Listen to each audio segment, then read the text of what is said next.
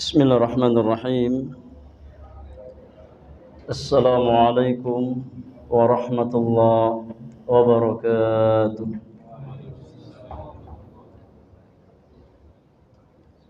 Alhamdulillahi rabbil alamin.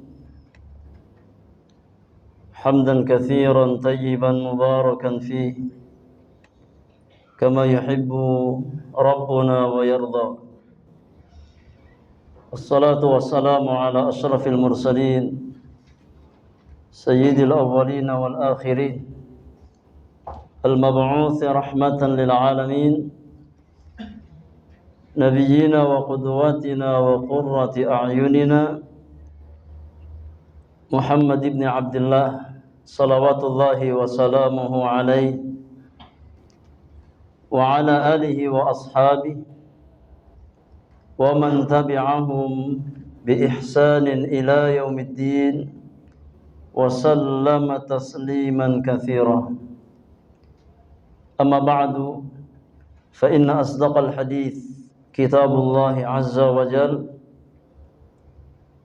wa inna khairal hadyi hadyu nabiyyina Muhammadin sallallahu alaihi wasallam wa syarral umuri muhdatsatuha wa kullu muhdatsatin bid'ah wa kullu bid'atin dhalalah wa kullu dhalalatin finnar.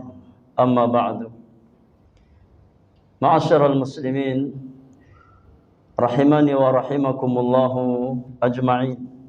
Para jamaah sekalian yang semoga dirahmati oleh Allah Subhanahu wa taala. Yang pertama, kita bersyukur kepada Allah Tabaraka wa Ta'ala yang memberikan kita taufik untuk bisa bermajlis di majlis yang mulia ini, di kesempatan siang hari ini, di hari yang ke-21 dari bulan Dzulqa'dah di tahun 1445 Hijriah. Mudah-mudahan berkumpulnya kita di majlis yang mulia ini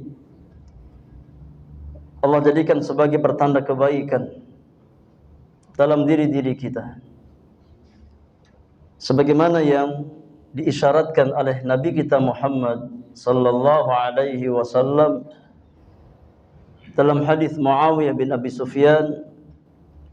Rasulullah sallallahu alaihi wasallam bersabda, "Man yuridillahu bihi khairan yufaqihu fid din." Kata Nabi yang mulia, barang siapa yang diinginkan kebaikan oleh Allah Subhanahu wa taala, niscaya Allah akan jadikan dia faham tentang urusan agamanya. Maka dalam hadis yang mulia ini Rasulullah sallallahu alaihi wasallam mengajarkan kepada setiap orang-orang beriman bahwa hakikat khairiyah, hakikat kebaikan dalam diri seorang hamba tidaklah diukur dengan perkara-perkara dunia yang dia miliki. Akan tetapi kualitas kebaikan seorang hamba diukur berdasarkan sejauh mana dia berilmu tentang petunjuk Allah Subhanahu wa taala. Oleh karenanya, para ulama kita menjelaskan di antara nikmat terbesar yang Allah Subhanahu wa taala berikan kepada seorang hamba setelah nikmat iman dan nikmat Islam adalah nikmat taufik dan hidayah untuk bisa melangkahkan kaki ke majlis-majlis ilmu. Karena ilmu inilah yang akan menjadi asas kebahagiaan dan asas keselamatan seorang hamba di dunia dan akhirat. Al-Imam Muhammad bin Idris Asy-Syafi'i rahimahullahu ta'ala pernah berkata tentang keutamaan ilmu. Kata Imam Asy-Syafi'i rahimahullahu ta'ala, Man arada dunya fa'alaihi bil ilmi, wa man arada al-akhirata fa'alaihi bil ilmi. Kata Imam Asy-Syafi'i rahimahullahu ta'ala, barang siapa yang menginginkan kebahagiaan di dunia, maka kuncinya adalah ilmu. Dan barang siapa yang menginginkan kebaikan di akhirat, kebahagiaan di akhirat, keselamatan di akhirat, maka kuncinya adalah ilmu. Maka ilmu menjadi asas keselamatan dan asas kebahagiaan seorang hamba di dalam kehidupan dunia dan akhirat. Oleh karenanya Allah Subhanahu wa taala mewajibkan atas setiap muslim dan muslimah untuk talabul ilmi syar'i, untuk mempelajari ilmu agama.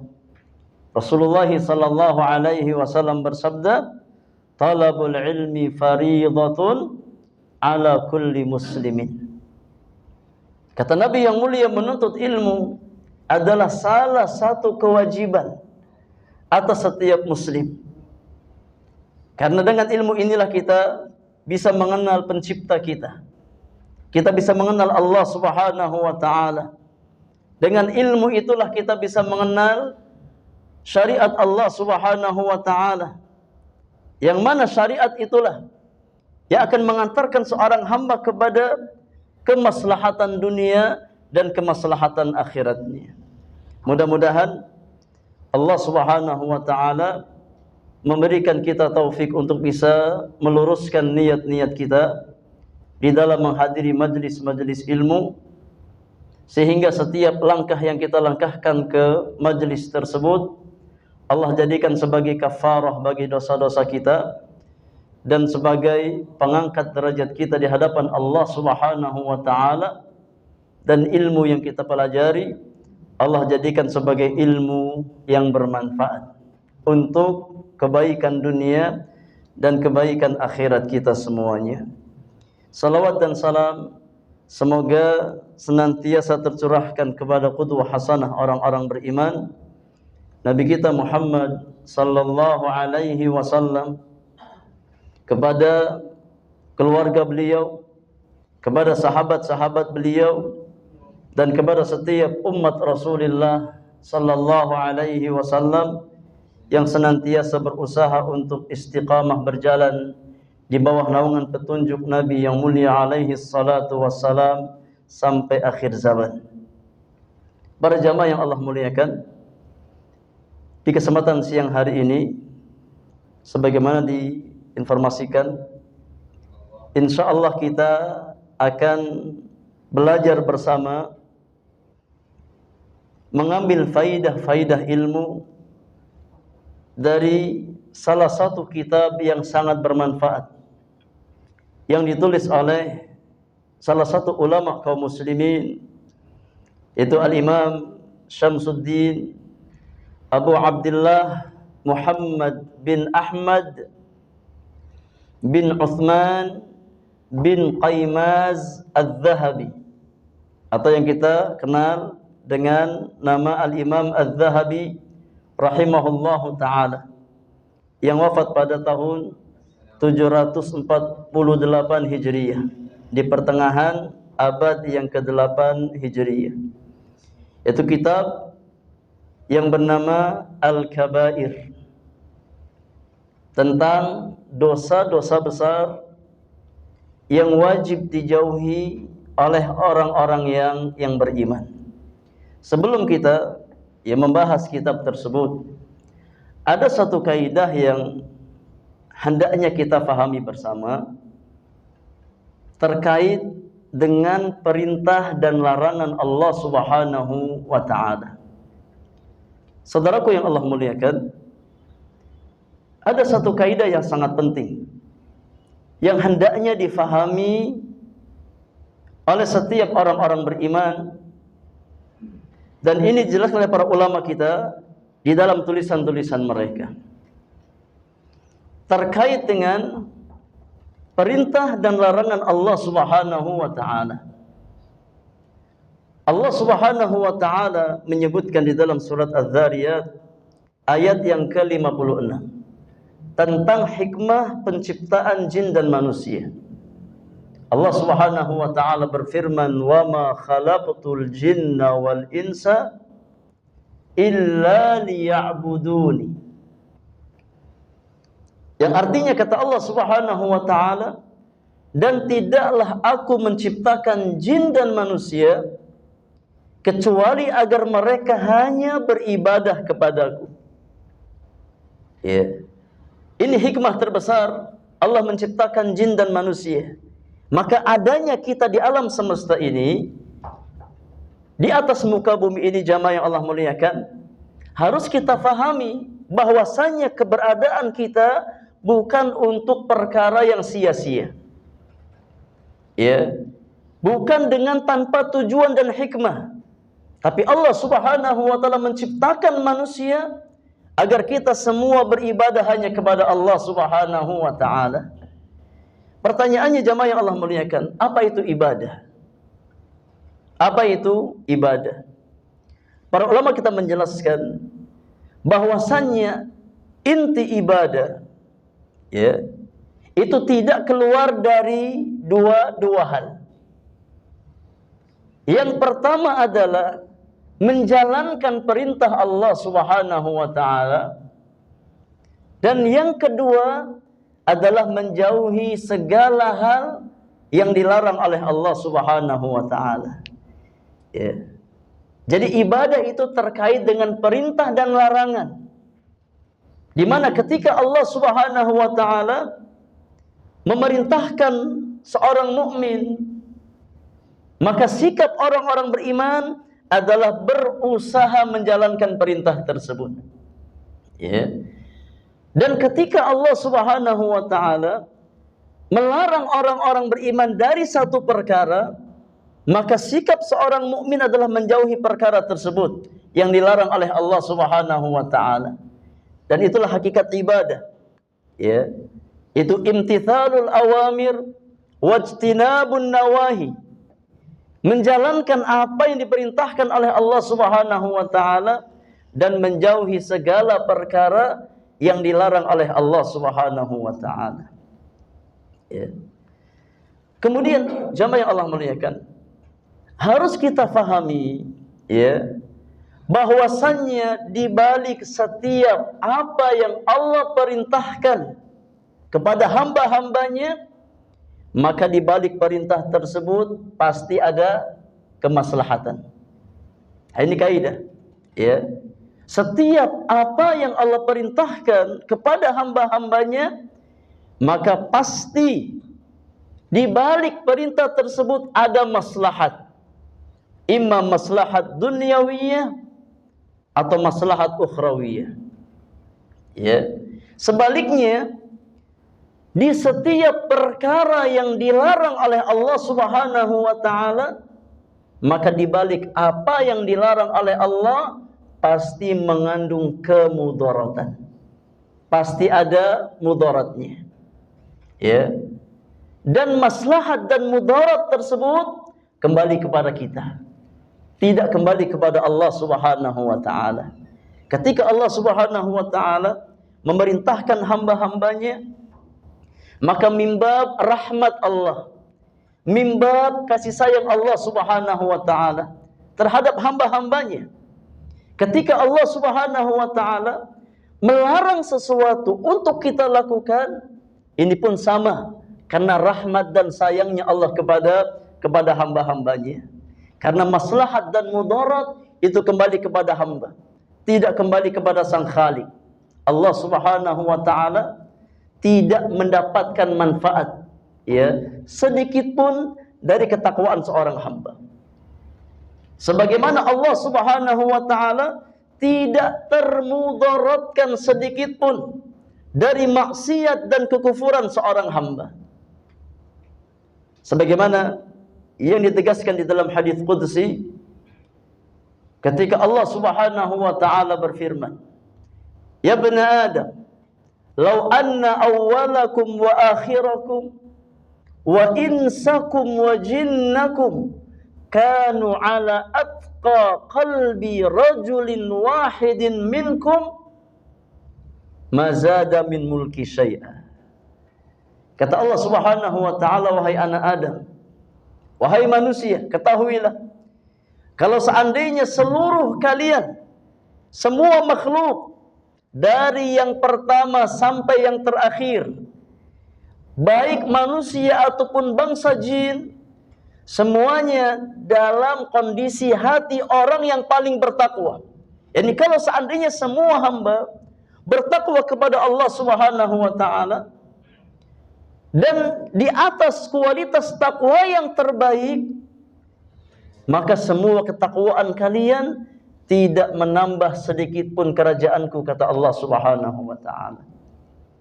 Sebaliknya kata Rabbul Alamin, ya bani Adam, law anna awwalakum wa akhirakum wa insakum wa jinnakum kanu ala afjari qalbi rajulin wahidin minkum ma naqasa dzalika min mulki syai'a.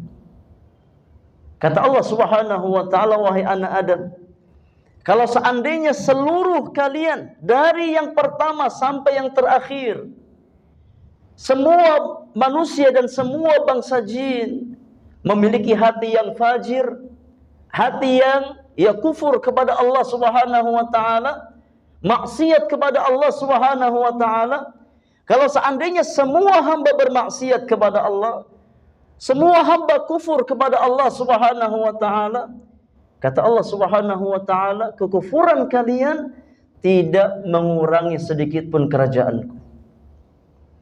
Ya. Innama hiya a'malukum uhsiha lakum. Sesungguhnya kebaikan dan keburukan yang kalian lakukan akan kembali kepada kalian. Ya.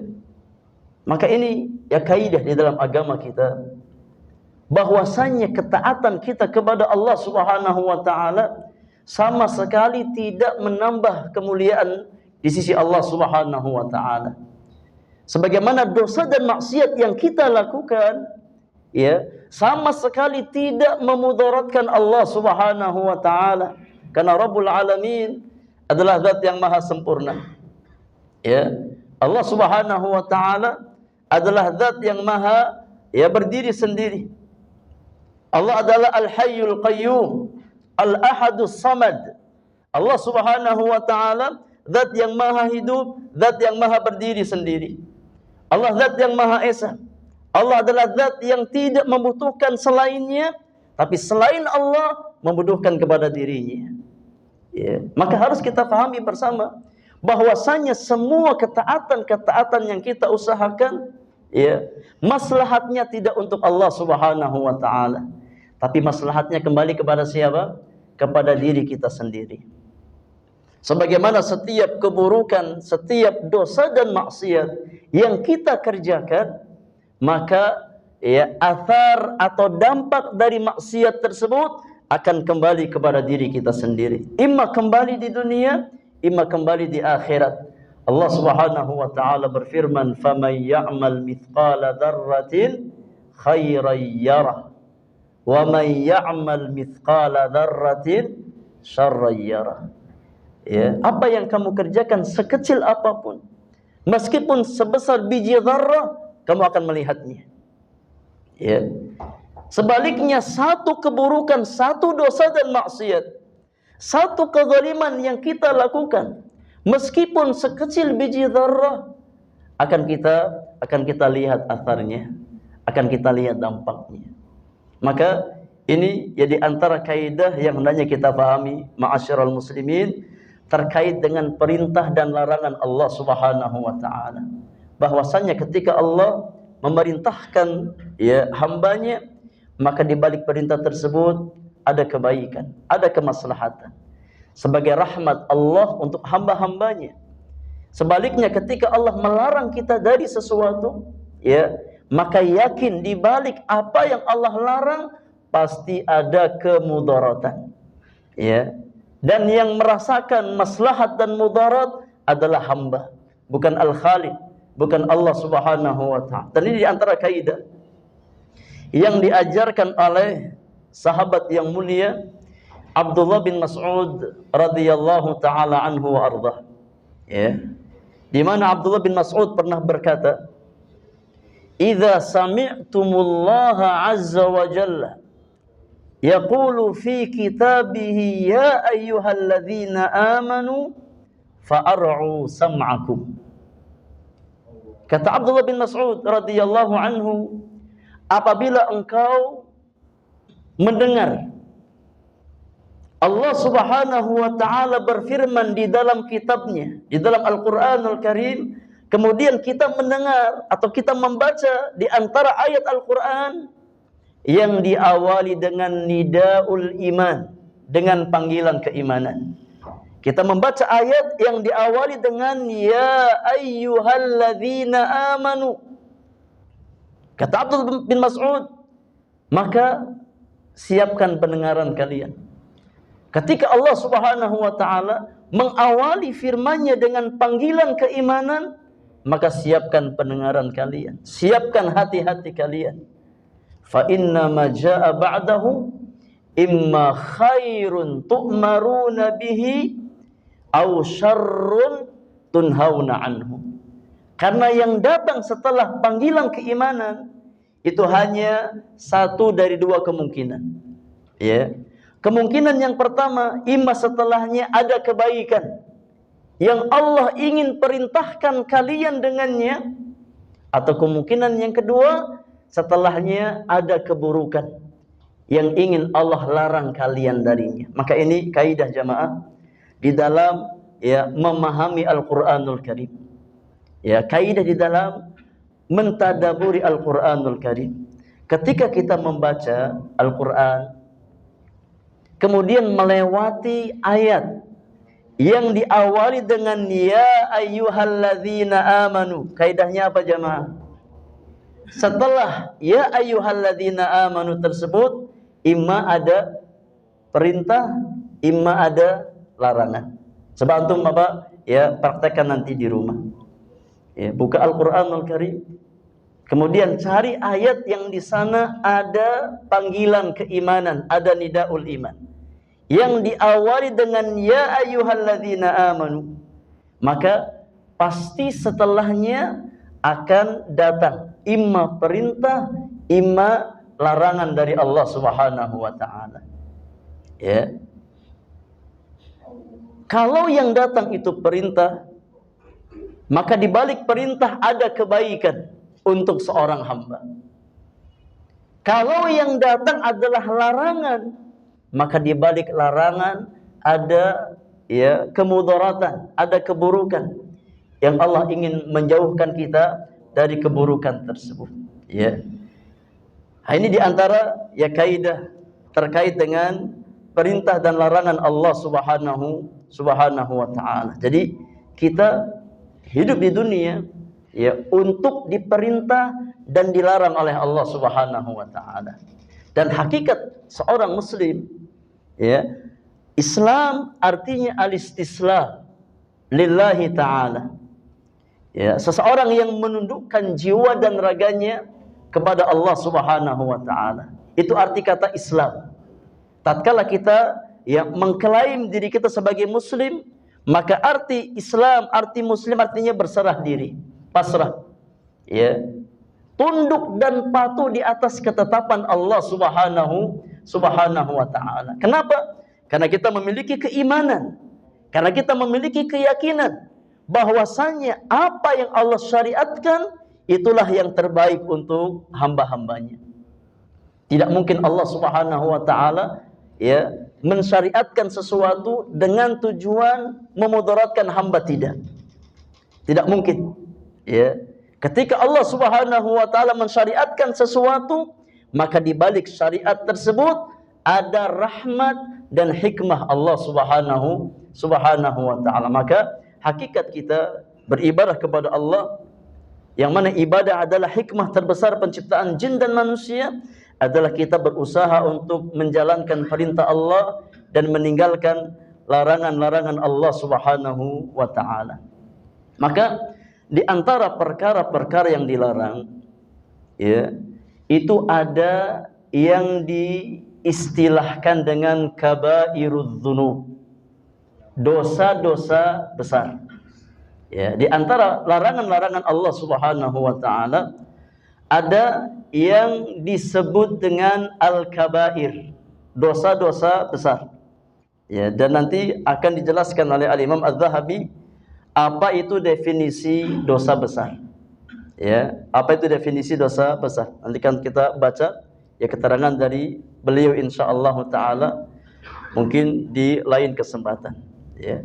Di sini jamaah yang Allah muliakan, Al-Imam Az-Zahabi mengawali kitabnya dengan Bismillahirrahmanirrahim.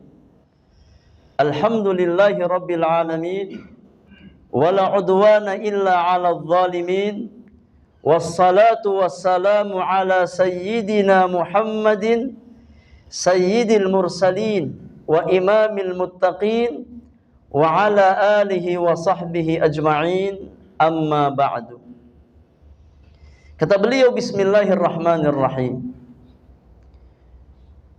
Para ulama kita, ya kalau kita membaca buku-buku para ulama, risalah-risalah para ulama, kita akan dapatkan ya bahwasanya di antara metode penulisan para ulama, mereka mengawali tulisan-tulisan mereka dengan Bismillahirrahmanirrahim.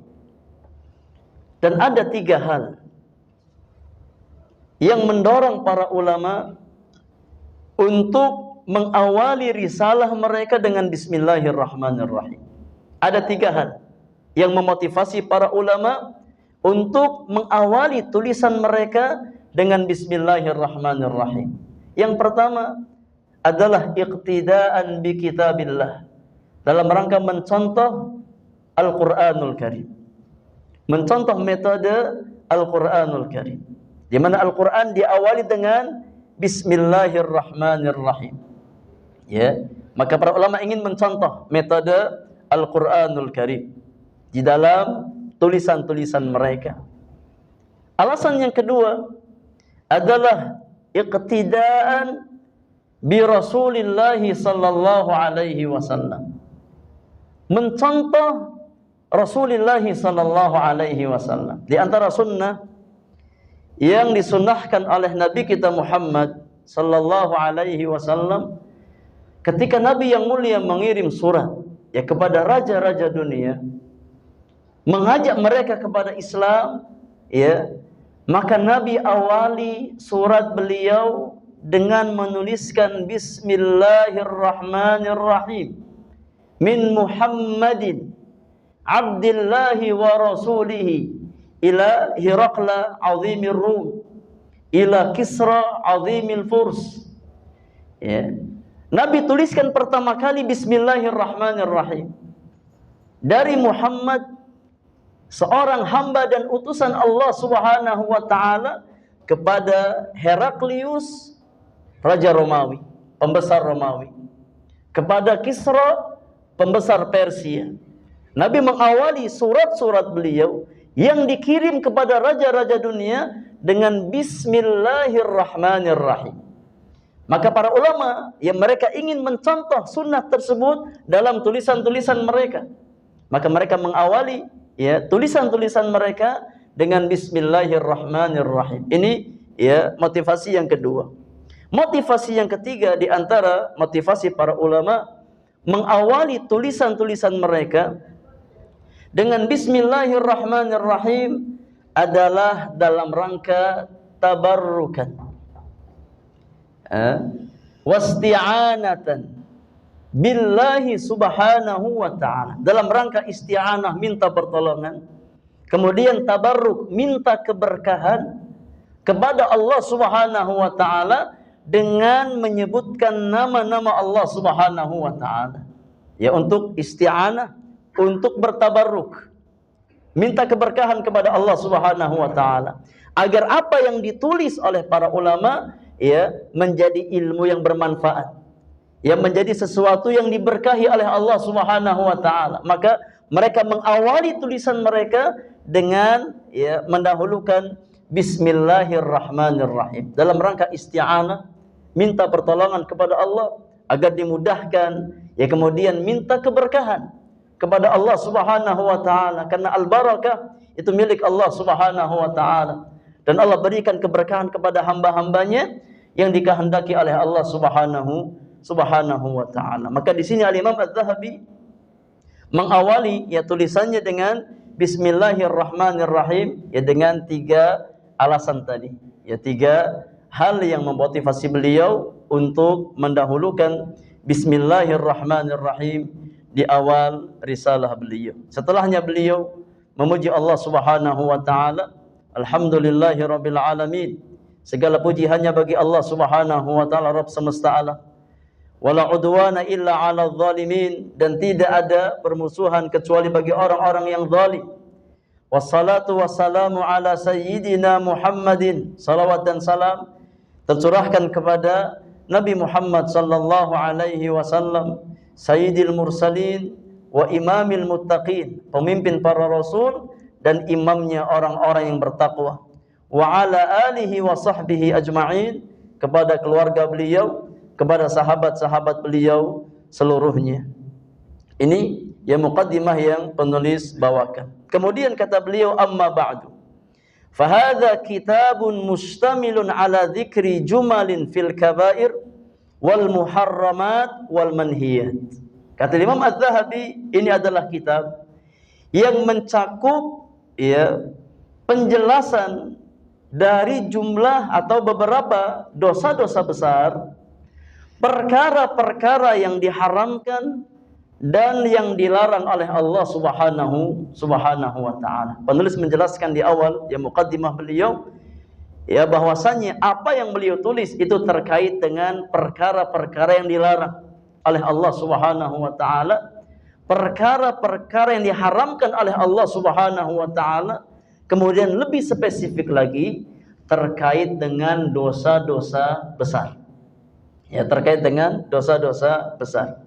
Ya, kemudian beliau menjelaskan setelahnya ya tentang definisi dosa besar. Saya bacakan secara ringkas ya dari muqaddimah yang beliau bawakan, bahwasannya ya hakikat dosa besar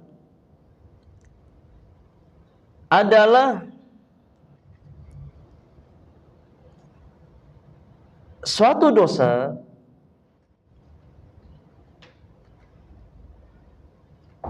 yang pelakunya diancam dengan hukuman had di dunia, atau datang ancaman yang keras di akhirat. Ya, dosa yang pelakunya diancam dengan hukuman had di dunia, atau diancam dengan ya hukuman yang keras di hari kiamat, atau perbuatan yang pelakunya diancam dengan ya murka dan laknat Allah Subhanahu wa taala. Ya, setiap perbuatan, setiap amalan yang pelakunya diancam dengan hukuman had di dunia, maka termasuk dosa besar. Apa itu hukuman had, jamaah? Hukuman had ya dalam istilah fuqaha adalah hukuman yang telah ditetapkan secara syariat kadarnya. Ya, hukuman di dunia yang kadarnya telah ditetapkan oleh syariat. Ya, seperti hukum qisas. Orang yang membunuh, menumpahkan darah orang lain dengan tanpa hak, maka hukumnya adalah qisas. Ya. Nyawa dengan nyawa. Ya, pencuri yang dia mencuri sudah sampai nisab, ya, maka dipotong tangannya.